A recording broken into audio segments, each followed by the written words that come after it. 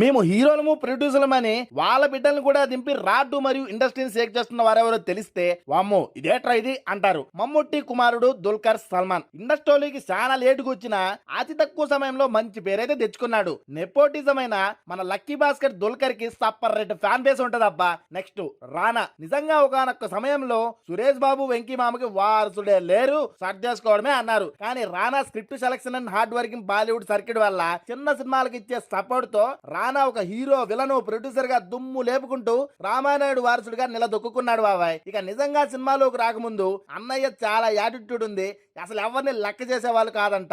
Devotional గా turn అయ్యాక ఇక సినిమాలు కానీ ఆయన కష్టం కానీ మెగాస్టార్ కి ఏ మాత్రం తగ్గకుండా గ్లోబల్ స్టార్ రామ్ చరణ్ అయిపోయారు. ఇప్పుడు మామూలుగా అయితే ప్రొడ్యూసర్ కొడుకైనా మనోడు హార్డ్ వర్క్ బాగా చేస్తాడు. సరైన హిట్ రాలేదు కానీ వస్తే ఏ రేంజ్ లో ఉంటాడో ముందు ముందు చూడాలి. బెల్లంకొండ శ్రీనివాస్ కి హిట్ పడితే వేరే ఉంటది. మరి ఈ లిస్ట్ లో ఏ కష్టపడే నెపోటిజం హీరో మీకు ఇష్టమో కింద కామెంట్ చేసి మన ఛానల్ ని సబ్స్క్రైబ్ చేసుకోండి ఆయన.